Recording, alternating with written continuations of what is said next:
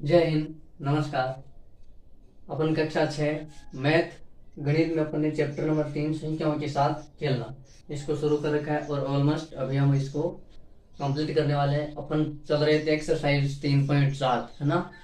पिछले वीडियो में हमने 3.7 एक्सरसाइज है उसमें 2-3 एग्जाम्पल किए थे एलसीएम और एचसीएफ पर आधारित। और फिर हमने 3.7 एक्सरसाइज है उसके 3-4 क्वेश्चन किए थे। और ये जो अपनी 3.7 एक्सरसाइज है एच सी एफ और एल सी एम दोनों पर आधारित है, यानी कि प्रश्न में अपन को बताया नहीं जाएगा कि अपन को करना क्या है, एल सी एम ज्ञात करना है या एच सी एफ, लेकिन हमको प्रश्न को पढ़ करके ये पता लगाना है कि यहाँ पे एच सी एफ ज्ञात होगा या फिर एल सी एम, है ना। इस प्रकार से अपन को इसको आगे पढ़ना है। तो हमने 4 क्वेश्चन कर लिए थे। सबसे पहले आप अपनी बुक ओपन कर लीजिए। एक्सरसाइज 3.7 है, इसमें टोटल 11 क्वेश्चन है और हमने 4 क्वेश्चन कर लिए हैं। आगे देखते हैं। एक्सरसाइज अपनी चल रही है 3.7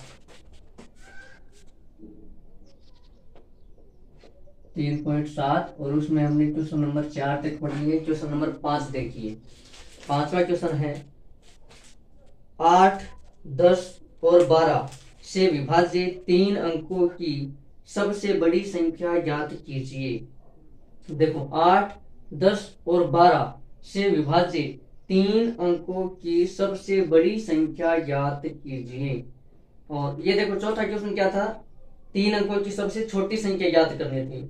और अभी अपन को क्या करनी है, 3 अंकों की सबसे बड़ी संख्या ज्ञात करनी है। तो अपन को क्या करना, देखो यहाँ पे वो वाला काम नहीं आएगा। आप कहीं देखो कि मैंने आपको कहा था कि जहाँ ज्यादा बड़ा ना बड़ी का नाम आ जाए वहां पे एचसीएफ निकालो, जहाँ पे छोटे का नाम आ जाए वहां पे एलसीएम निकालो, क्योंकि यहाँ पे जब आप एचसीएफ निकालोगे तो फिर नहीं होगा। तो जब आप इन तीनों का देखो, यहाँ पे थोड़ा सा उल्टा करना है, दिमाग लगाना है। जब हमें छोटे का पूछे तब हम क्या निकालते हैं, एलसीएम निकालते हैं। तो हमारे पास सबसे छोटी संख्या आती है, वह सबसे छोटी संख्या आती है जिसमें उन तीनों संख्याओं का क्या रहता है, भाग चला जाता है। हमारे पास सार्वगुणज आ जाता है। क्या आ जाता है, सार्वगुणज। जब अपन क्या निकालते हैं, एलसीएम। और सार्वगुणज भी कौन सा, उन संख्याओं का सबसे छोटा सार्वगुणज। देखो यहाँ पे हमारे पास 3 संख्या इधर की है, 8, 10 और 12। मैं यहाँ पे एचसीएफ ना निकाल करके एलसीएम ही क्यों निकाल रहा हूं, इसका मतलब देखो 8, 10, 12। जब मैं इनका एलसीएम निकालता हूं, हमें क्या निकालनी है, 3 अंकों की सबसे बड़ी संख्या जो इन तीनों से विभाजित हो जाए, सबसे बड़ी संख्या। और एलसीएम क्या होता है, जब मैं इन तीनों का एलसीएम निकालूंगा ना, तब मेरे पास क्या आएगी, कोई संख्या आएगी और वो संख्या क्या होगी, इन तीनों से विभाजित, यानी कि इन तीनों का जो सबसे छोटा सार्वगुणज है वही तो इनका एलसीएम होता है। हमने एलसीएम की परिभाषा में देखा भी था, है ना। इन तीनों का जो सबसे छोटा सार्वगुणज है, सबसे छोटा कॉमन मल्टीपल है, वो इनका क्या हो जाएगा, एलसीएम हो जाएगा, है ना। तो देखो अब सबसे छोटा हमारे पास आ जाएगा तो हम उसके गुणज निकालेंगे। उसकी क्या निकालेंगे, गुणज। और 3 अंकों की सबसे बड़ी संख्या पर चले जाएंगे। देखो 8, 10 और 12 का एलसीएम। अब एलसीएम निकालने के लिए अपन क्या करते हैं, तीनों को एक साथ लिखते हैं, 8, 10, 12 और इनका निकालते हैं एलसीएम। तो सबसे पहले छोटी इनकी क्या करनी है, अभाज्य गुणनखंड। तो सबसे छोटी अभाज्य संख्या 2 है। 2 का भाग 8 में चला जाएगा 4 बार, 10 में चला जाएगा 5 बार, 12 में चला जाएगा 6 बार। फिर से 2 का जा रहा है तो 4 में चला जाएगा 2 बार, 5 में जाएगा नहीं तो इसको ऐसा कैसा, जिसमें नहीं जा रहा उसको छोड़ देंगे।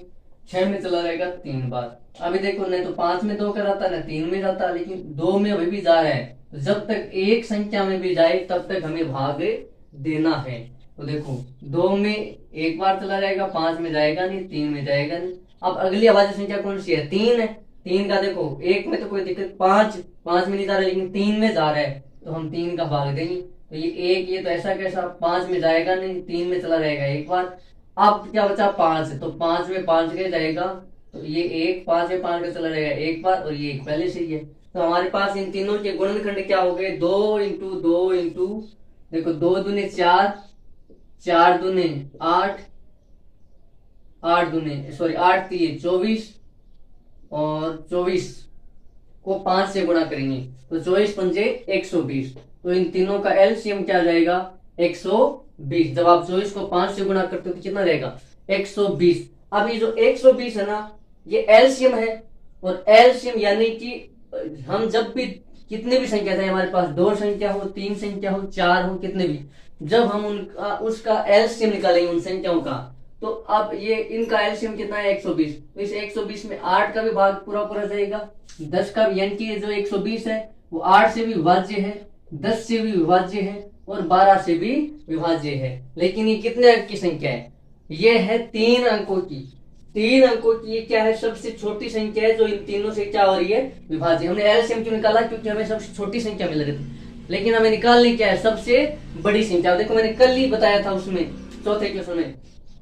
अब हम क्या करेंगे, अगर इन तीनों संख्याओं का 120 में भाग जा रहा है ना, तो आगे जो 120 के गुणज है, 120 का एक तो खुद हो जाएगा 120 गुणज, उसके बाद में 120 के आगे जितने भी 120 के गुणज है उन सब में इनका भाग जाएगा। अगर किसी गुणज में कोई संख्या का भागदार है, चाहे 2 का जाए चाहे 3 का जाए, तो फिर उस संख्या के आगे जितने भी गुणज हैं उन सभी में इन संख्याओं का भाग जाएगा। 120 में इन तीनों का भाग जा रहा है, तो 120 के जो गुणज है उनमें भी 3 का भाग चला जाएगा। तो अपन 120 के गुणज कैसे निकालेंगे? हम 120 का पहाड़ा लिखेंगे।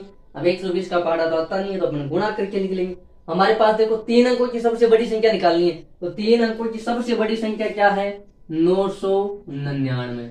भाई 120 का गुणज अगर है कोई, तो उसमें अगर 120 के कोई गुणज है तो उसमें 120 का भाग जाना चाहिए। तो अपन 120 का पहाड़ा थोड़ी लिखेंगे, यहाँ पर हमें 120 का 3 अंकों का सबसे बड़ा गुणज निकालना है। तो हमें पता है 3 अंकों की सबसे बड़ी संख्या क्या है? बोले 999 है।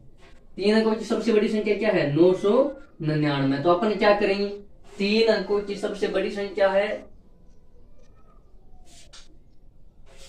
3 अंकों की सबसे बड़ी संख्या तो 999 है। 3 अंकों की सबसे बड़ी संख्या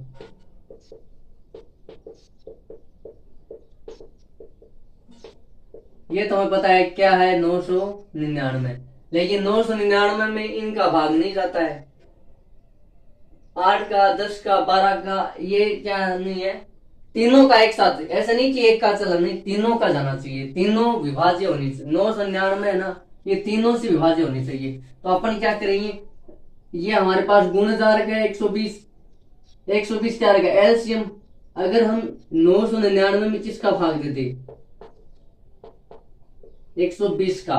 क्योंकि मैंने क्या बोला कि 120 में अगर इन तीनों का भाग जा रहा है ना, तो 120 के आगे जितने भी गुणज हैं उन सभी में 3 का भाग पूरा पूरा, सॉरी, इन तीनों संख्याओं का भाग पूरा पूरा जाएगा। तो अपन 999 में भाग दे के देख लेंगे पूरा पूरा जा रहा है या नहीं जा रहा है। अगर 999 में 120 का भाग जा रहा है ना, तो फिर इन तीनों का भी चला जाएगा। क्यों? क्योंकि इन तीनों का 120 में जा रहा है। और अगर इसमें 999 में 120 का भाग जाएगा, इसका मतलब क्या है? ये 999 में 120 का क्या है? एक गुणज है। तो देखो देखते हैं, तो कितनी बार चला जाएगा 120 का? 120 को अपन देखो 12 1 12 बार 24 बार 36 बार 45 बार 60 बार 72 बार 84 बार 96। देखो 8 बार जाएगा, आएगा कितना? 960। ठीक है, जब आप इसको 120 को 8 से गुणा करोगे तब आपके पास कितना रहेगा? देखो 0, 8 दूनी 16 का 6, 8 1 9, 960। अब आप इसमें घटाओ, कितना बचेगा? 9, 9 में से 6 जाएगा 3 और 9 में से 9 गया 0, तो हमारे पास बचा 39, है ना। तो ये 999 में सबसे बड़ी संख्या हो सकती है, लेकिन कितना? पूरा पूरा भाग नहीं गया, यानी कि 999 में क्या नहीं है? 120 का गुणज नहीं है। तो अब देखो शेष फल क्या बचा? 39। तो 999 में जब आप क्या घटाते हो? 39 घटाते हो। 999 में आप क्या घटा दोगे? 39। तब जो संख्या आएगी ना, अब देखो 999 में हमने 120 का भाग दिया, शेष फल कितना बचा? 39। यानी कि यदि इस संख्या में 39 कम होता तो पूरा पूरा भाग चला जाता। तो हमने 39 इसमें से घटा दिया, तो हमारे पास आएगा कितना? 960 आ जाएगा, क्योंकि 960 बार पूरा पूरा भाग गया। 999 में जब हम भाग दी तो 8 बार भाग गया, कितनी? 960 आया। तो जब हम 999 से 39 घटाएंगे तो हमारे पास कितना बचेगा? 960। और 960 में 120 का पूरा पूरा भाग चला जाएगा। अब अगर 120 का 960 में अगर पूरा पूरा भाग जा रहा है, इसका मतलब क्या है? ये 960 है तो 120 का क्या है, एक गुणज है। और जब इन तीनों संख्याओं का 120 में पूरा पूरा भाग जा रहा है तो इस 120 के जितने भी गुणज हैं उनमें भी भाग जाएगा। तो 960 भी क्या है, 120 का एक गुणज है। तो आपको क्या करना, भाग दे के देखना है। फिर जो शेष फल बचे, या तो पूरा पूरा भाग चला जाए तब तो कोई दिक्कत ही नहीं है, नहीं तो जो शेष फल बचेगा ना उसको उसमें से घटा देंगे। ठीक, ये हमारी ये क्या हो गया, यानी कि 960 एक ऐसी तीन अंकों की सबसे बड़ी संख्या है जो 8, 10 और 12 से क्या है, विभाज्य है। तो अब आपको भाग दे के देखना है कि पूरा पूरा विभाज्य है या नहीं, आपको चेक करना है। ये आपका क्या है, होमवर्क है। ठीक है, ये हमारा क्या हो गया, क्वेश्चन नंबर 5 हो गया। ठीक है, तो वो संख्या क्या हो जाएगी कि वह तीन अंकों की सबसे बड़ी संख्या 960 है जो 8, 10 और 12 तीनों से विभाज्य है। अगला क्वेश्चन है क्वेश्चन नंबर 6। देखो छठा क्वेश्चन देखो, तीन विभिन्न चौराहों की ट्रैफिक लाइट क्रमशः प्रत्येक 48 सेकंड, 72 सेकंड और 108 सेकंड बाद बदलती है। यदि वे एक साथ प्रातः 7 बजे बदले तो वे पुनः एक साथ कब बदलेगी।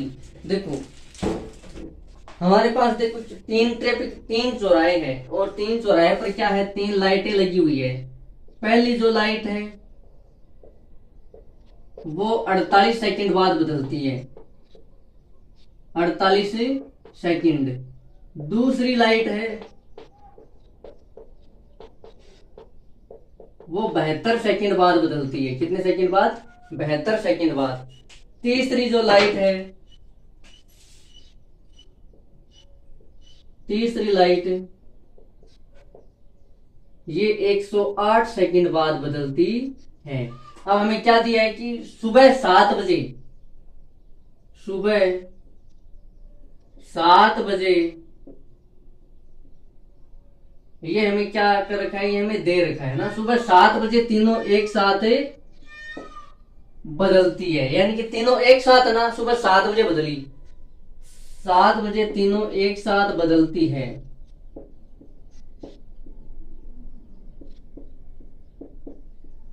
तो कितने समय बाद वापस ये तीनों एक साथ बदलेगी। अब देखो ये बदलते बदलते बदलते जब सुबह की 7 बजे ना तो तीनों एक साथ बदली।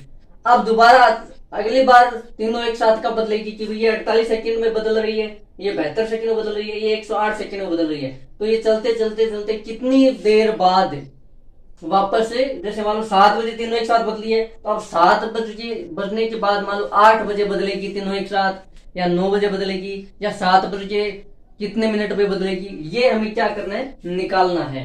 तो हमें क्या दे रखा है, तीनों इनका क्या दे रखा है, सेकंड में दे रखा है कि कौन सी लाइट कितने सेकंड बाद बदलती है। तो अपन क्या निकाल लेंगे, इनका निकाल लेंगे एलसीएम, यानी कि कम से कम कितने टाइम बाद वापस बदलेगी, कम से कम कि भाई ये हम क्या निकालेंगे, इनका एलसीएम। जो एलसीएम आएगा ना वो होगा कि ये इतनी देर बाद, ये सेकंड में दे रखा है तो हमारे पास एलसीएम भी सेकंड में आएगा इन तीनों का, और वो उतने सेकंड बाद तीनों आपस में बदलेगी। तो ये सेकंड में है तो हम उस सेकंड को मिनट में बदल लेंगे और फिर साथ में जोड़ देंगे। देखो हम क्या निकाल रहे हैं, 48, 72 व 108 का एलसीएम।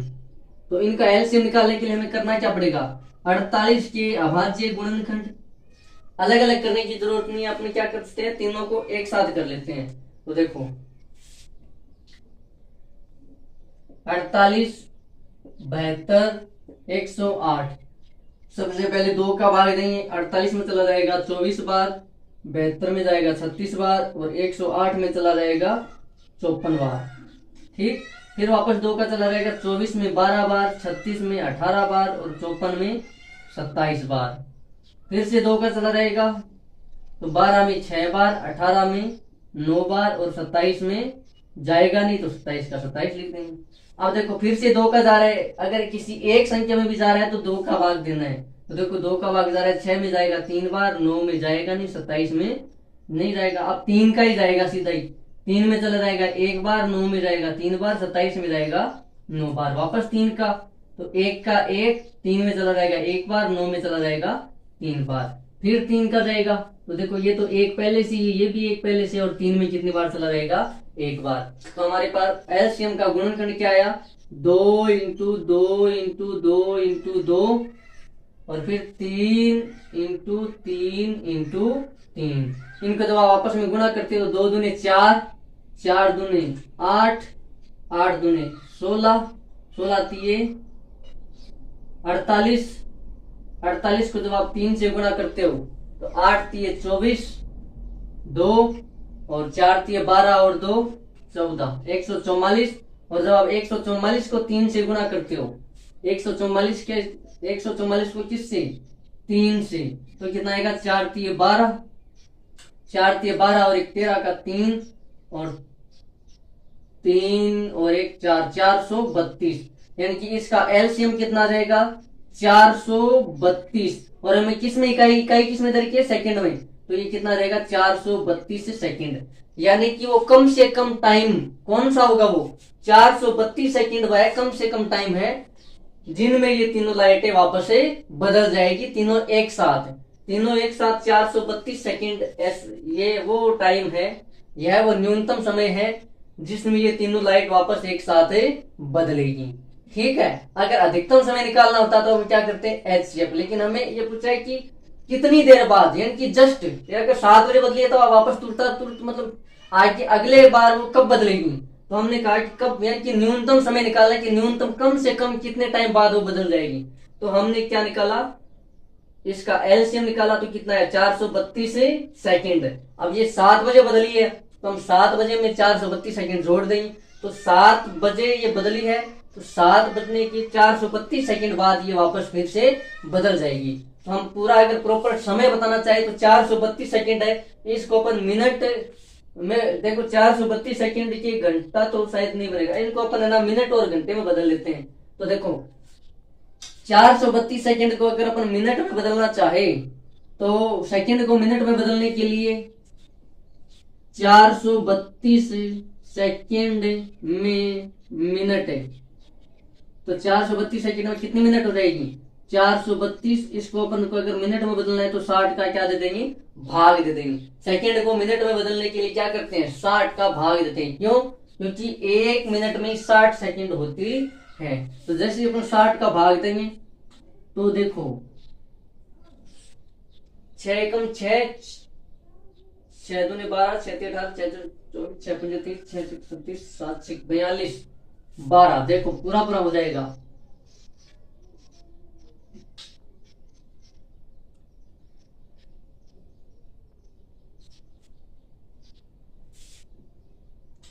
छह का भाग इसमें क्या जा रहा है? पूरा जा रहा है। अब 60 का देखो 6 एकम 6,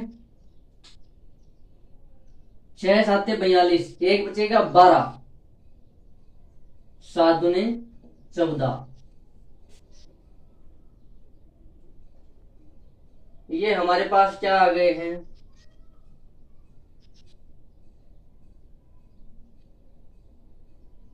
अच्छा, हमने तो 6 का भाग दिया है, हमें किसका देना है? 60 का देना है। तो देखो क्या अपन 6 को ऐसे लिख सकते हैं? 6 इंटू 10। तो देखो 6 का भाग तो कितने बार गया? 700। 432 में कितने बार गया? 72 बार। लेकिन अभी भी क्या है? 10 बाकी है, तो हमारे पास क्या आएगा? 7.2 सेकंड। 7.2 सेकंड, नहीं मिनट। 7.2 मिनट में बदल लिया ना अपन ने, तो ये क्या जाएगा? 7.2 मिनट। अब 7 बजे बदली थी, अब वापस कितनी बजे बदलेगी? 7.2 मिनट बाद ये वापस से बदल जाएगी। तो 7 बजे में 7 मिनट जोड़ दो, तो 7 बजकर 7 मिनट और .2 का अगर अपन वापस बदलेंगे तो ये कितना सेकंड है? ये 7 पॉइंट, देखो अपन ऐसे पॉइंट में नहीं बदलते हैं, अपन क्या करते हैं? देखो इसको मिटाता हूं। हमारे पास क्या आ गया? एलसीएम आ गया है कितना? 432 सेकंड। अब हमें 432 को किसमें बदलना है? 432 को अपन को मिनट में बदलना है। मिनट में बदलने के लिए अपन क्या कर देंगे? 60 का भाग दे देंगे। तो 432 में तो आप 60 का भाग दोगे ना, तो ये कितना जाएगा,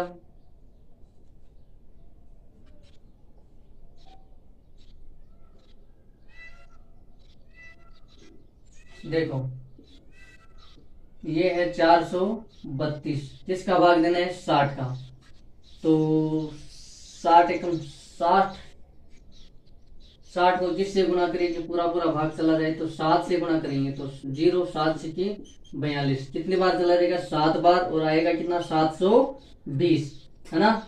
यहाँ पे देखो अपने पास मिनट और सेकंड भी प्रॉपर आ जाएगा कि इतने मिनट और इतने सेकंड बाद अपन 60 का भाग देंगे तो हमारे पास पूरा पूरा देखो यहाँ कितना बचा, 2, 3 में से 2 गया 1, और 4 में से 4 जाएगा 0 बचेगा, तो हमारे पास शेष में कितना बच गया 12, क्योंकि ये देखो ये 432 ही क्या है सेकंड है, तो हमारे पास शेष बल क्या बच गया 12 सेकंड, और 60 का भाग 420 बार, 420 बार कितनी बार गया 7 बार, यानी कि 420 सेकंड है ना, ये तो पूरा पूरा क्या बदल गया 7 मिनट में बदल गया, फिर बचा कितना शेष 12 सेकंड बच गया। अब 12 सेकंड में तो मिनट पूरा बनेगा नहीं, तो हमारे पास क्या रहेगी 7 मिनट और 12 सेकंड, 7 मिनट 12 सेकंड बाद ये लाइटें क्या हो जाएगी वापस मिल जाएगी, तो ये 7 बजे बदली है तो वापस कब बदलेगी 7:07 और 12 सेकंड पे ये तीनों वापस से बदल जाएगी, 7:07 12 सेकंड पर तीनों एक साथ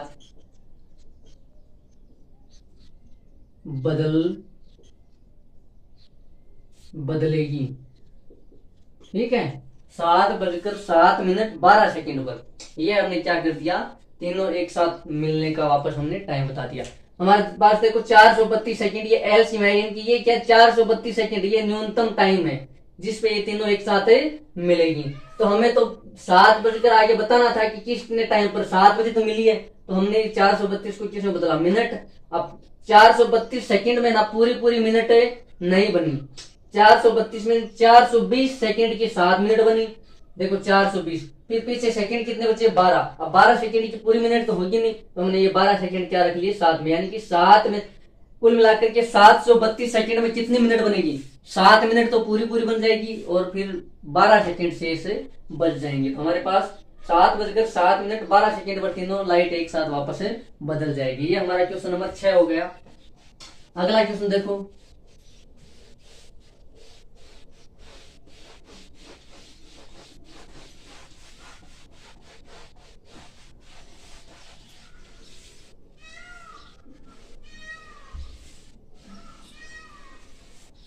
चलो भाई अगला क्वेश्चन देखो, क्वेश्चन नंबर है 7, 3 टैंकरों में क्रम से 403 लीटर, 434 लीटर और 465 लीटर डीजल है, उस बर्तन की अधिकतम धारिता ज्ञात कीजिए जो इन तीनों टैंकरों के डीजल को पूरा पूरा माप देगा। तो यहाँ ये हमने एग्जाम्पल नंबर कौन सा किया था, एग्जाम्पल नंबर 12 किया था, वो 3 टैंकर वाला, उसमें भी हमें अधिकतम धारिता निकालनी थी, हमने क्या निकाला था HCF, तो यहाँ पर भी अपन को तीनों का क्या निकालना है HCF। देखो क्वेश्चन नंबर 7 है, तीनों टैंकरों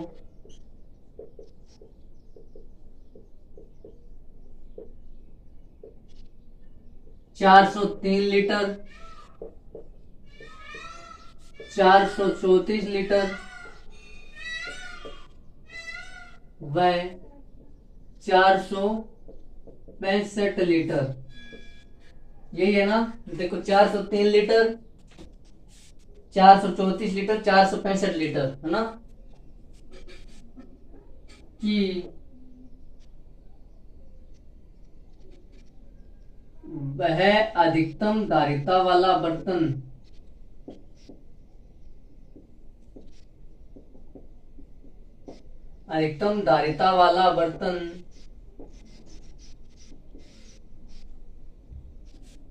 इन तीनों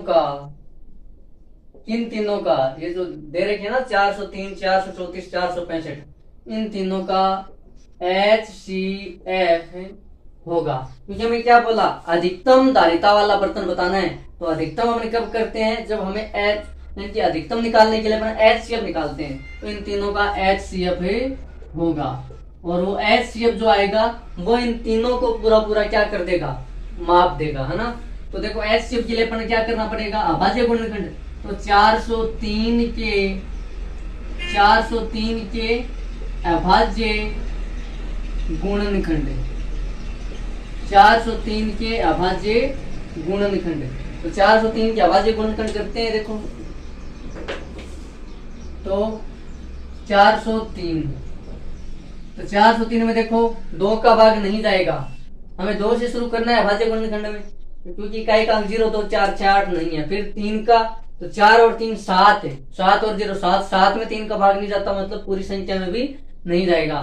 फिर 5 का नहीं जाएगा, 7 का नहीं जाएगा, 11 का देखो विषम अंक कितने 3 और 4 7, और फिर सम अंक को घटाएंगे, 7 में से 0 घटाएंगे, 7 11 का गुणज नहीं है और 0 भी नहीं है, मतलब 11 का भी नहीं जाएगा।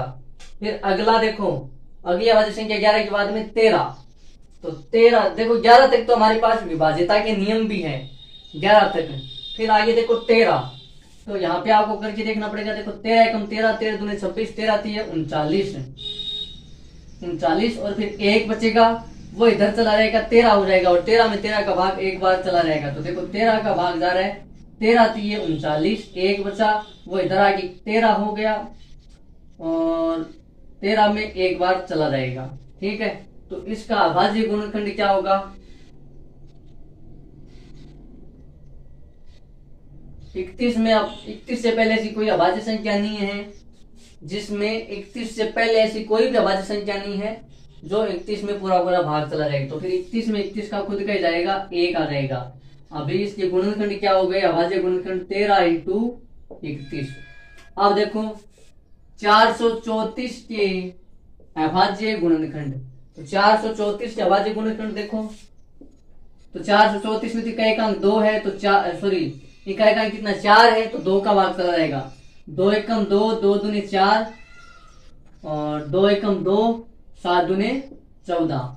अब देखो 17, 217 आ गया, 217 में 2 का तो नहीं जाएगा, 3 का देखो 2 और 1 3, 7 और 3 10, 10 में नहीं जाएगा, 3 का मतलब 217 में भी नहीं जाएगा। फिर अगला 5 का भी नहीं जाएगा, 5 के बाद में 7 का, तो हाँ 7 का चला जाएगा, देखो 7 का चला जाएगा, कैसे 7 3 21, फिर बचा 7 और 7 में चला जाएगा एक बार। अब 31 में वापस 31 का कितनी बार चला जाएगा, एक बार।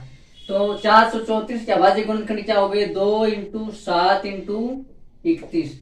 अब देखो 465 के अभाज्य गुणनखंड, 465 के अभाज्य गुणनखंड, तो 465 ये देखो, इसमें इकाई का अंक 2 0 2 4 6 8 नहीं है, मतलब 2 का नहीं जाएगा। 3 का देखो, अगर अंकों की योग में 3 का चला रहेगा तो पूरी संख्या में भी जाएगा, तो अंकों का योग देखो 6 और 4 10, 10 और 5 15, 15 में 3 का भाग जाता है, मतलब पूरी संख्या में भी चला जाएगा। तो 3 एकम 3 16, 3 पंजे 15, और फिर 3 पंजे 15 155।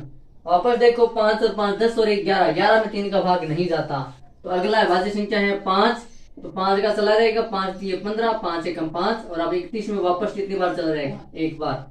तो हमारे पास अभाज्य गुणनखंड क्या है, 465 के 3 × 5 × 31। अब HCF देखो 403, 434 व 465 का HCF।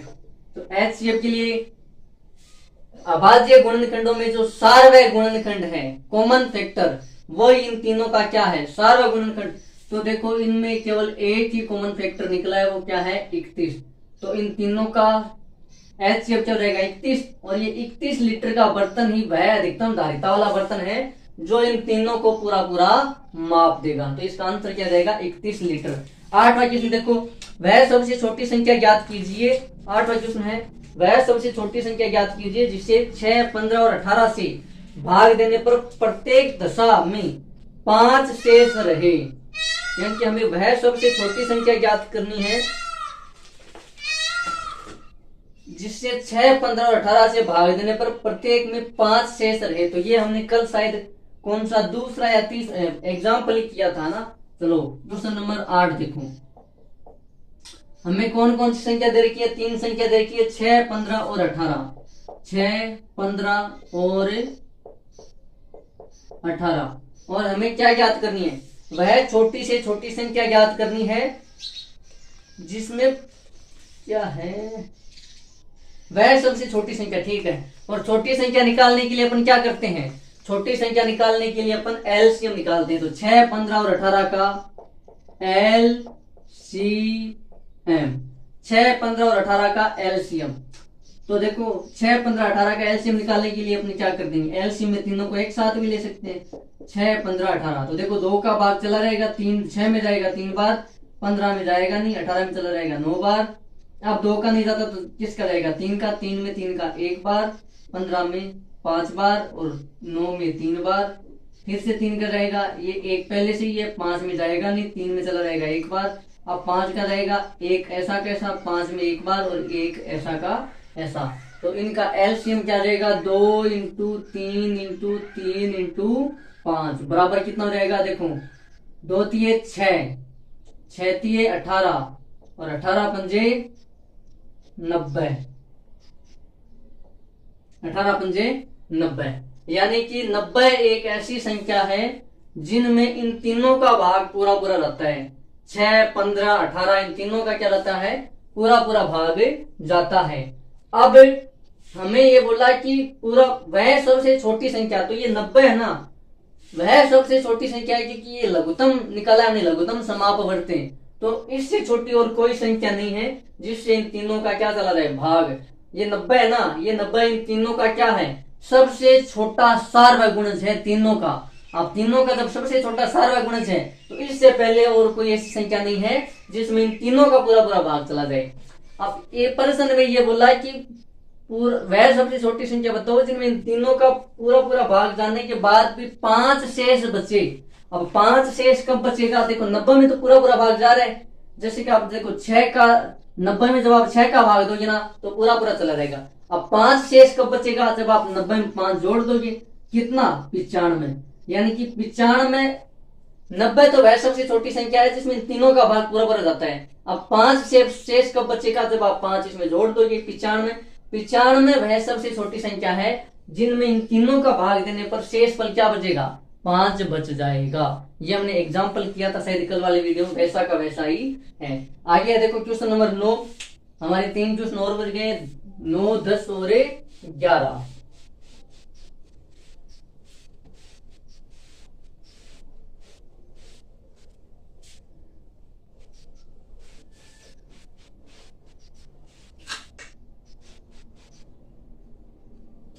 अगला क्वेश्चन अपना क्वेश्चन नंबर 8,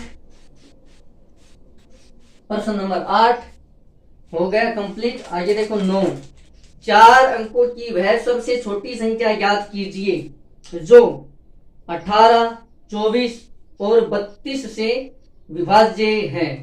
अच्छा, तो देखो 4 अंकों की हमें सबसे छोटी संख्या ज्ञात करनी है जो 18, 24 और 32 से विभाज्य है। तो हमें देखो सबसे छोटी निकालने के लिए अपन को एलसीएम निकालना पड़ेगा। ठीक है, तो 18, 24 और क्या है 32, 18, 24 व 32 का एलसीएम वो 4 अंकों का थोड़ी आएगा, जरूर थोड़ी 4 अंक का है, लेकिन ये जो एलसीएम आएगा ना वह संख्या सबसे छोटी संख्या होगी जिसका इन तीनों का भाग पूरा पूरा जाएगा। तो हम क्या निकाल देंगे, इनका एलसीएम। तो देखो एलसीएम निकालने के लिए 18, 24, 32, 2 का भाग चला जाएगा 18 में 9 बार, 24 में 12 बार, 32 में 18 बार, नहीं 16 बार। ठीक, वापस देखो 2 का 9 में जाएगा नहीं तो 9 का 9 ऐसा कैसा, 12 में चला जाएगा 6 बार, 16 में चला जाएगा 8 बार। फिर से 2 का चला जाएगा 9 में जाएगा नहीं, 6 में चला जाएगा 3 बार, 8 में चला जाएगा 4 बार। फिर से अपने को 2 का देना है। हम 2 का जब तक देते रहेंगे जब तक यहाँ पर अगर किसी एक संख्या में भी अगर भाग जा रहा है ना तो हमें देते रहना है। तो देखो 9 में नहीं जा रहा, 3 में नहीं जा रहा, 2 में 4 में चला जाएगा 2 बार। फिर से 2 का चला जाएगा तो देखो 9 में जाएगा नहीं, 3 में जाएगा नहीं, 2 में चला जाएगा 1 बार। अब इनमें 2 का भाग नहीं जाता तो अब अगली संख्या क्या है 3। अगली अभाज्य संख्या, क्योंकि हम क्या कर रहे हैं इनका अभाज्य गुणनखंड, तो 3 9 में चला जाएगा 3 बार, 3 में 1 बार, ये 1 पहले से ही है। अब वापस 3 का इस 3 में 1 बार। हमें जब तक अभाज्य गुणनखंड करने तब तक हमारे पास क्या आ जाए, 1 ना आ जाए।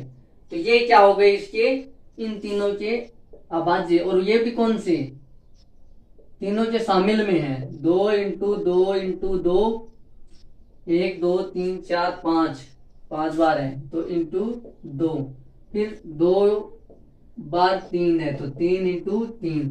अब इनको आपस में गुना कराएंगे, देखो 2 दूने 4, 4 दूने 8, 8 दूने 16, 16 दूने 32, 32 तिये 32 तिये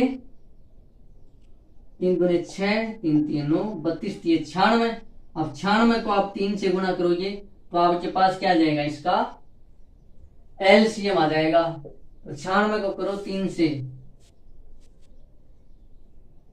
तो 6 तिये 18 का 8, 96 को किससे गुना करना है, 3 से, तो 6 तिये 18 का 8, और फिर 9 तिये 27 और 1 28, कितना आ गया 288। यानी कि ये जो 288 है, कितने अंक आए हैं, 3 अंक। यानी कि 3 अंकों की तो सबसे छोटी संख्या ये है जिसमें इन तीनों का पूरा पूरा क्या रहता है, भाग रहता है। यानी कि 288 वो 18 से भी विभाज्य है, 24 से भी विभाज्य है, विभाज्य का मतलब पूरा पूरा भाग जाता है, और 32 से भी पूर्णतया विभाज्य है। लेकिन हमें कितने अंकों की निकालनी है, 4 अंकों की। 4 अंकों की सबसे छोटी संख्या निकालनी है जो इन तीनों से क्या हो जाए, विभाज्य हो जाए। तो हमें पता है कि अगर ये तीनों संख्याएं 288 से विभाज्य हैं, तो आगे जो 288 के जितने भी गुण जाएंगे उनसे भी ये क्या हो जाएंगे, विभाज्य हो जाएंगे। ये क्या है, एक गुणधर्म है।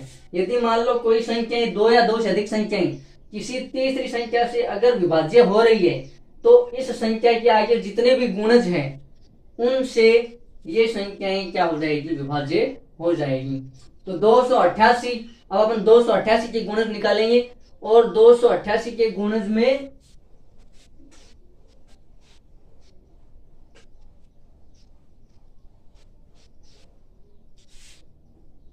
देखो, जब आप 288 के गुणज निकालोगे ना, तो हमारे पास हमें क्या निकालनी है, 4 अंकों की सबसे छोटी संख्या निकालनी है। हमें ये तो पता है कि 4 अंकों की सबसे छोटी संख्या क्या है, 1000 है।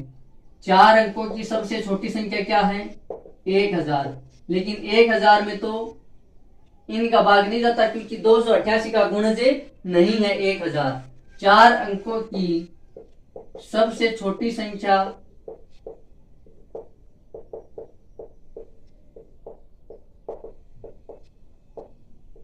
क्या है, 1000। अब 1288 का गुणज नहीं है, तो 288 का गुणज क्या है वो देखो। वो हम कैसे देखेंगे, या तो आप देखो 288 का पहाड़ा लिख लो, 288 एकम 288, ऐसे करके आप 288 का पहाड़ा लिखो। फिर देखो ऐसे भी कराता हूं, 288 का जब आप पहाड़ा लिखोगे ना, तो 6 7 और 5, अगला क्या आएगा 576। लेकिन ये भी 3 अंकों की है, हमें क्या जाना है, 4 अंकों का लाना है। अब आइए देखो, 24 24 और 2 26 का 6, 2 2 3 6 और 2 8, 864। यानी कि 288 थी, कितना होता है 864। और फिर देखो 800 के 32 हासिल 3, 800 के 32 और 3 35 हासिल 3, और 2 चौक 8 और 3 11। अब देखो 4, ये तो है 3 अंक, यानी कि 288 का ये क्या है 1152, 1152 क्या है, गुणज है। अब आप इससे आगे चलोगे ना, तो 4 अंकों की इससे बड़ी संख्या आएगी। अगला देखो 8 पंजे 40 का 0, 4 8 पंजे 40 और 4 44 का 4 हासिल 4, 5 दूने 10 और 4 14। अब अगला आएगा 1440, यानी कि 3 अंकों की गुणज तो ये रही। लेकिन हमें कितने अंकों की संख्या निकालनी, 4 अंकों की सबसे छोटी, तो वो क्या हो जाएगी, ये हो जाएगी। यानी कि या तो एक तरीका है कि आप 288 का टेबल लिख लो ऐसे गुणा करा के, तो ये तो यहां तक तो है 3 अंकों के। मैंने क्या बोला कि ये जो 288 है, ये इन तीनों का क्या है, सबसे छोटा वह संख्या है जिसमें तीनों का क्या जाता है, पूरा पूरा भाग जाता है, इसीलिए तो ये एलसीएम है। अब अगर 288 में इन तीनों का भाग जाता है तो 288 के आगे जितने भी गुणज हैं उन सभी में इन तीनों का भाग जाएगा। तो देखो 288 की गुणज एक तो 288 खुद है, फिर 576 है तो 576 में भी इन तीनों का भाग जाएगा। क्यों? क्योंकि ये 576 288 का क्या है, गुणज है। फिर 864 में भी जाएगा, 1152 में भी जाएगा, 1140 में भी चला जाएगा। लेकिन हमें तो 4 अंकों का सबसे छोटा, तो ये क्या हो जाएगा 1152 हो जाएगा। 4 अंकों की सबसे छोटी संख्या जिसमें 18, 24 और 32 का पूरा पूरा भाग जाता है वो क्या हो जाएगा ये। एक तरीका तो ये है कि आप वो टेबल लिखो। दूसरा तरीका ये है कि हमारे पास 4 अंकों की सबसे छोटी संख्या 1000 है। इस 1000 में आपको क्या करना है, 288 का भाग देना है। 288 का क्या देना है, भाग। तो देखो ये जाएगा 3 बार, कितना आएगा 864, क्योंकि 4 बार में तो ये ज्यादा चला जाएगा 1000 से। तो बचा कितना, देखो 10 में से 4 गए 6, क्योंकि यहाँ पे देखो 0 है। अब ये इधर उधार मांगने गया, इधर भी 0 है, ये इधर गया। ऐसा करते करते यहाँ 10, ये इसको उधार दिया यहाँ 10 हो गए, फिर इसको उधार दिया यहाँ 10 हो गए, इसको दिया यहाँ 10, 10 में से 4 गए 6। अब यहाँ 10 थे लेकिन एक इधर दे दिया तो बचा कितना 9, 9 में से 6 गए 3, और यहाँ बचा 9, 9 में से 8 गया 1। ऐसे तो घटाओ तो आपको आते ही है यहाँ तक, है ना। नहीं आते तो आप शुरू से पूरा ही देखो, घटाओ तक भी सिखा रखे है ना पहले चैप्टर में। आप देखो 136 क्या बच गया 136, यानी कि इस 288 का 864 में तो पूरा पूरा भाग जाता है, कितनी बार, 3 बार। लेकिन 1000 में नहीं जाता, 136 क्या बच जाता है, शेष बच जाता है। 136 क्या बच जाता है, शेष बच जाता है। आप देखो अब हमें वो संख्या अभी तक हमें पता नहीं वो संख्या क्या है, तो आपको क्या करना है, 1000 में 288 को जोड़ना है। 288 को क्या करना है, जोड़ना है। फिर शेष फल कितना बचा हुआ है 136 है। इसको जब आप वापस घटा दोगे ना तो आपके पास क्या आ जाएगा, आपके पास ये आ जाएगा 1152। या फिर ऐसे मत करो, 864 ये जो बच्चा है ना 864 कितनी बार पूरा पूरा भाग गया, 803 बार गया, आया कितना 864। फिर जो शेष फल बच्चा है ना उसको ये जोड़ देंगे, 864 में 288 जोड़ेंगे तो हमारे पास 1000, ये देख लो ऐसा ऐसा करो आप, तो आपके पास कितना बच जाएगा 1152 बच जाएगा। ठीक है, यानी कि सबसे छोटी संख्या 1000, जिसका गुणज देख रहे थे 288 का 288 जोड़ दो, शेष फल कितना बचा 136, उसको वापस से घटा दो, तो हमारे पास जो संख्या है वो 4 अंकों की सबसे छोटी संख्या हो जाएगी, जो क्या है इनसे तीनों से विभाज्य है। तो यहाँ पे लिख दो, देखो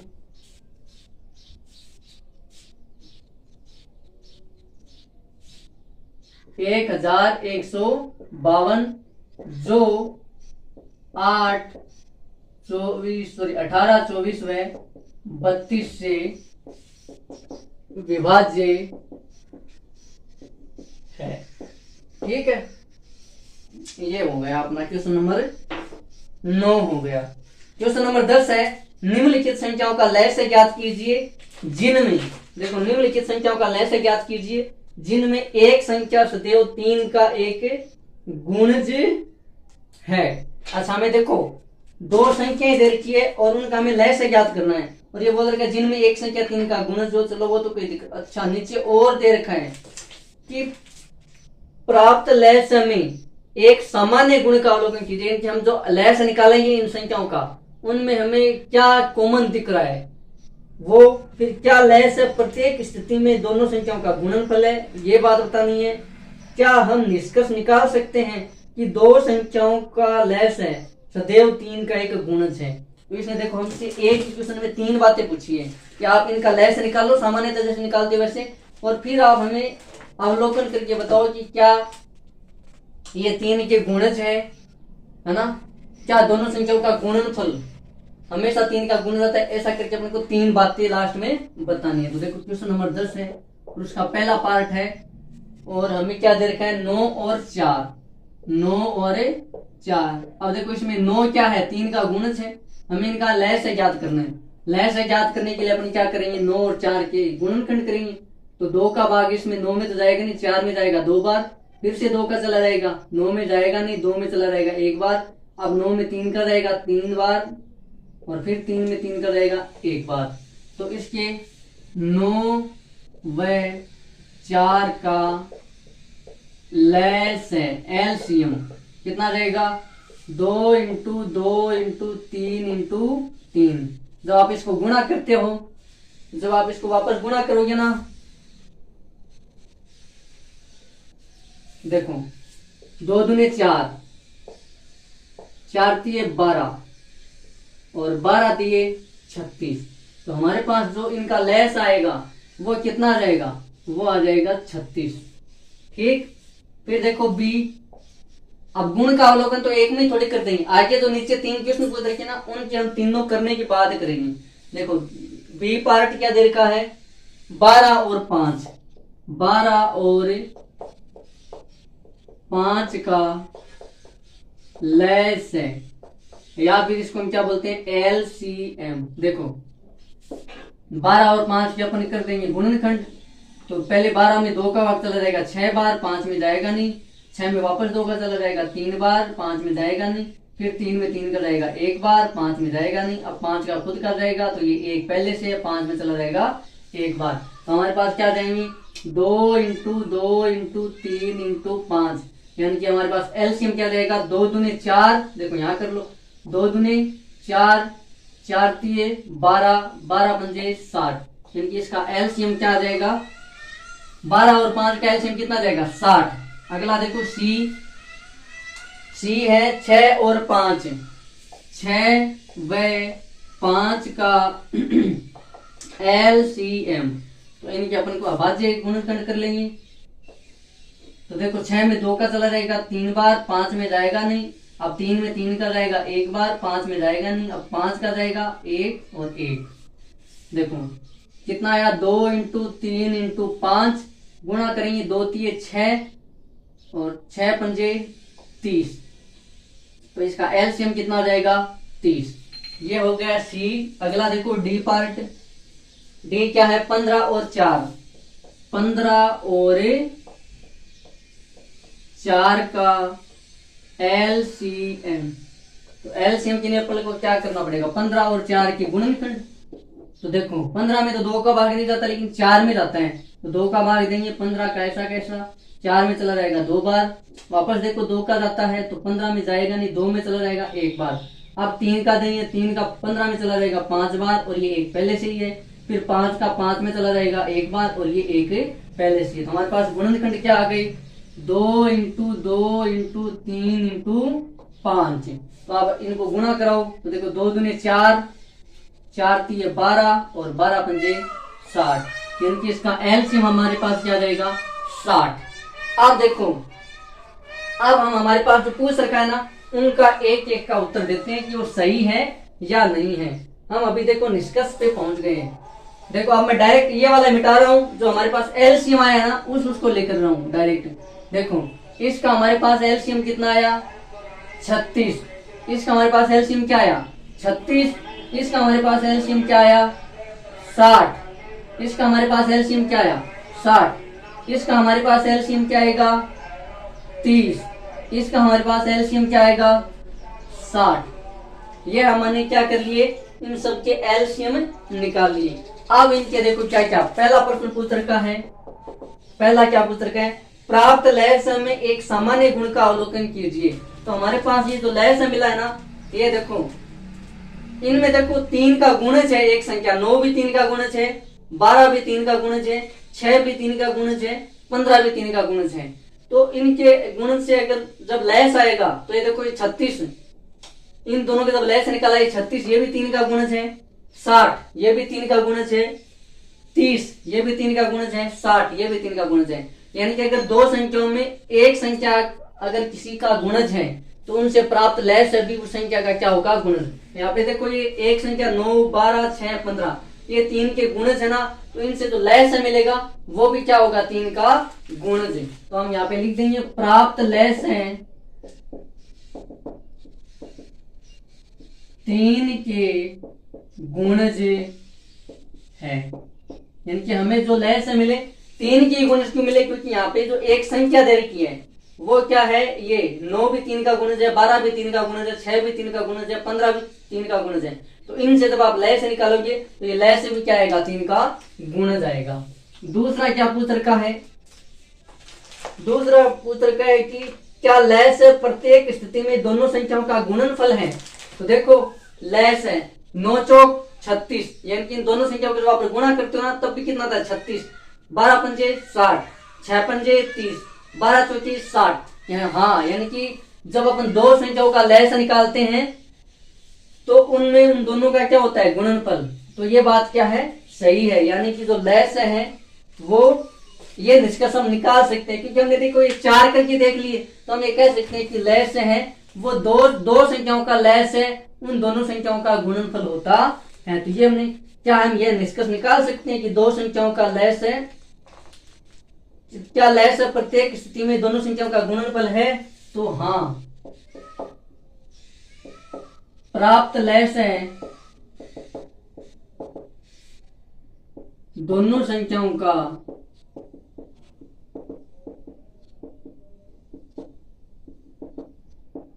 गुणनफल है, क्योंकि हमने पहले करके देखा और अभी हमें पता चल गया कि है, हमने करके देख लिया। अभी लय से हमने निकाल रखा है 9 चौक 36, इसका लय से भी 36 है, अभी सही है। इन दोनों का गुणा और लय से बराबर है, 12 पंजे 60, यानी कि इन दोनों का गुणनफल भी 60 आ रहा है और इन दोनों का एलसीएम भी कितना आ रहा है, 60 आ रहा है। 6 पंजे 30, गुणनफल भी 30 और एलसीएम भी 30, 15 चौके 60, गुणनफल भी 60 और एलसीएम भी 60। तीसरा क्या पूछ रखा है कि क्या हम यह निष्कर्ष निकाल सकते हैं कि दो संख्याओं का लय से सदैव 3 का गुणज होता है। तो देखिए 3 का गुणज है क्या, दो संख्याओं का लय से सदैव 3 का गुणज होता है। तो देखो ये तो जरूरी नहीं है, यहाँ पर तो देखो हो रहा है दो संख्याओं का गुणनफल सदैव क्या है, 3 का गुणज है, लेकिन ये जरूरी नहीं है, ये जरूरी नहीं, क्योंकि देखो 4 और 5 ये भी तो दो संख्या है, 4 और 5, जब आप इनका लय से निकालते तो कितना आता है, 20 आता है, लेकिन 20 तो 3 का गुणज नहीं है ना, तो ये जरूरी नहीं है। तो यहाँ पे नहीं, दो संख्याओं का गुणनफल, सॉरी दो संख्याओं का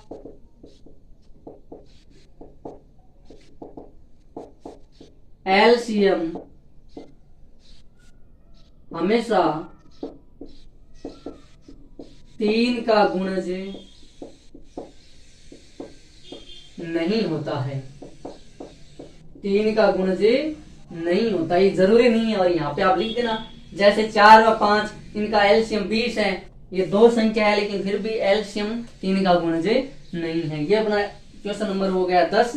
लास्ट क्वेश्चन है, निम्नलिखित संख्याओं का लय से ज्ञात कीजिए जिनमें एक संख्या दूसरी संख्या का एक गुणनखंड है, प्राप्त परिणामों में आप क्या देखते हैं। तो ये भी वैसा का वैसा ही है, हमें दो संख्याएं दे रखी है, इनका अपन को क्या निकालना है, लय से निकालना है। तो देखो निकाल देंगे,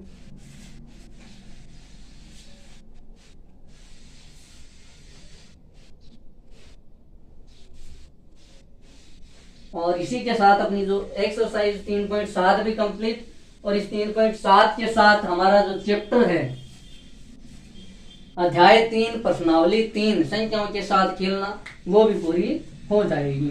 देखो क्वेश्चन नंबर 11 है, लास्ट क्वेश्चन एक्सरसाइज 3.7 का पहला पार्ट दे रखा है, 5 व 20 का लय से, और लय से को अपन क्या बोलते हैं, एलसीएम, एलसीएम है ना। तो 5 और 20 का एलसीएम अपन निकाल लेंगे। तो हमने देखो अभी निष्कर्ष निकाला है कि दो संख्याओं का गुणनफल है ना। देखो 5 और 20 का अपन क्या निकालेंगे, हाँ जो हमने वहां पे दूसरा लिखा था ना कि दो संख्याओं का लय से हमेशा उन संख्याओं का गुणनफल होता है, वो उन 4 के लिए कि उस प्रश्न में सही था वो। यहाँ पे आप कहीं 5 दूने 10 यानी कि 100 लिख दो तो देखो गड़बड़ हो जाएगी। 2 का भाग 5 में जाता नहीं, 20 में चला जाएगा 10 बार, फिर 2 का देखो 5 में जाता नहीं, 10 में चला जाएगा 5 बार, अब 5 का चला जाएगा 1 और 1। तो देखो एलसीएम कितना आया, 2 दूने 4 और 4 पंजे 20। तो इन दोनों का एलसीएम क्या आएगा, 20 आएगा। आप कहीं, क्योंकि वो जो हमने यहाँ पे 3 लिखे थे ना, वो केवल प्रश्न नंबर 9 के लिए थी। हमने 4 किए, उनमें जो 2 प्रश्न पूछा कि प्रत्येक स्थिति में कि उन चारों जो हमने पार्ट किए थे ना, उनमें हमें क्या परिणाम मिले। उनमें हमें परिणाम मिले कि अगर एक संख्या 3 का गुणज है तो उनका जब अपन लैब से निकालेंगे तो वो भी 3 का गुणज आएगा, वो उसके आधार पे था, सभी में अप्लाई नहीं होगा। ठीक है, क्योंकि हमने वहां पे एक ऐसा भी लिखा था कि 2 संख्याओं का गुणन 2 संख्याओं का लैस है और उनका गुणनफल बराबर होता है, तो वो वहां के लिए था, यहाँ पर नहीं है। ठीक है ना, कहीं आप इन दोनों को गुणा कर दो 5 20 पंजे 100, तो इनका लैस है 100 हो जाएगा, ये गलत हो जाएगा। ठीक है, वो वहीं पे था तो उसको, और यहाँ पर ये जो रिजल्ट निकलेगा वो यहाँ पे लिखेंगे। यहाँ पर भी पूछ रखा ना कि इन चारों को करो और फिर जो परिणाम है वो लिखो, आप क्या परिणाम देखते हो तो लिख देंगे क्या परिणाम देखते हो। तो इसका एलसीएम कितना आ गया 20।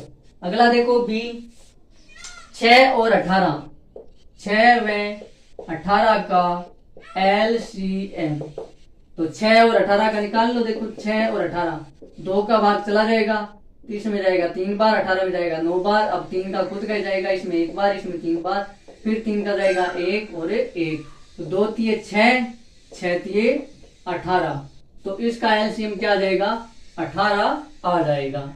सी देखो अगला 12 व 48, 12 व 48 का लैस, इसी को अपन क्या बोलते हैं एलसीएम। तो देखो 12 48, दोनों में 2 का भाग जाता है, तो देखो 2 का 12 में चला जाएगा 6 बार, 48 में चला जाएगा 24 बार, फिर से 2 का देखो 6 में चला जाएगा 3 बार, 24 में चला जाएगा 12 बार, फिर से 2 का जाएगा 3 में तो जाएगा नहीं, 12 में चला जाएगा 6 बार, फिर से 2 का जाएगा 3 में जाएगा नहीं, 6 में चला जाएगा 2 बार, फिर से 2 का जाएगा 6 में चला जाएगा 3 बार, अब 3 का ही जाएगा कितनी बार 1 और 1, तो हमारे पास इनका एलसीएम क्या रहेगा देखो 2 दूने 4, 4 दूने 8, 8 दूने 16 और 16 तिये 48, तो इसका एलसीएम क्या आ गया 48। अगला देखो डी 9 45, 9 व 45 का एलसीएम, तो देखो 9 व 45 का एलसीएम 9 45, तो देखो 2 का भी नहीं जा रहा है, 3 का चला जाएगा क्योंकि 9 में तो जा रहा है, अब 45 में जाए या नहीं जाए वो हमें मतलब नहीं है, अगर 1 में भी जा रहा है तो हमें देना है, हालांकि 45 में भी 3 का भाग जा रहा है क्योंकि अंकों का योग कितना है 4 और 5 9, 9 में 3 का भाग जाता है, तो देखो 3 तिये 9, 45 में चला जाएगा 3 एकम 3 और 5 तिये 15, फिर से 3 का चला जाएगा 3 एकम 3, 5 तिये 15, और अब 5 का चला जाएगा 1 तो पहले से ही है, 5 में चला जाएगा 1 बार, देखो 3 तिये 9 और 9 पंजे 45, तो इसका एलसीएम क्या आ जाएगा 45। अब हमें निष्कर्ष क्या मिला कि इसके लिए हमेशा के लिए नहीं, इस क्वेश्चन नंबर 11 में हमें क्या मिला कि हमने 4 पार्ट किए, उनमें हमें ये मिला कि जो सबसे बड़ी संख्या है वो ही क्या आ रही है, देखो यहाँ पे सबसे बड़ी संख्या 5 और 20 में 20 है, तो 20 इन दोनों का क्या है लेस है, यहाँ पे सबसे बड़ी संख्या 18 है, 18 इन दोनों का क्या है लेस है, यहाँ पे 48 है तो 48 इन दोनों का क्या है लेस है, यहाँ पे 45 है, 45 इन दोनों का क्या है लेस है, तो यहाँ दोनों संख्याओं में बड़ी संख्या ही, दोनों संख्याओं में बड़ी संख्या ही उनका एलसीएम है। ये इस प्रश्न के लिए लागू हो रहा है, हमने 4 पार्ट किए ना, यहाँ पे हमें ये देखने को मिला कि जब हम बड़ी इन दोनों का एलसीएम निकाल रहे तो जो बड़ी संख्या है वही इनका क्या निकल कर आ रही है एलसीएम निकल कर आ रही है, ये हमेशा के लिए लागू नहीं है, नियम और शर्तें यहीं पर लागू है। ठीक, कहीं नहीं, आप देखो 4 और 5 का एलसीएम निकला था 20 आया था, आप कहते हो ये बड़ी संख्या है तो इसका एलसीएम 5 हो जाएगा, तो ये यहीं पे क्वेश्चन नंबर 10 में था वो वहां 10 के लिए लागू थे, 11 में जो है वो 11 के लिए लागू है। ठीक है, लेकिन हाँ कुछ गुणधर्म है तो हमेशा, जैसे कि मान लो किसी गुणज में किन्हीं संख्याओं का भाग जा रहा है, तो देखो हमने थोड़ी देर पहले किया था 18 24 32, इनमें 288 में तीनों का पूरा पूरा भाग जा रहा है, तो अब आगे 288 के जितने भी गुणज हैं उनमें भी इन तीनों का भाग जाएगा। ये भी क्या है, गुणधर्म है।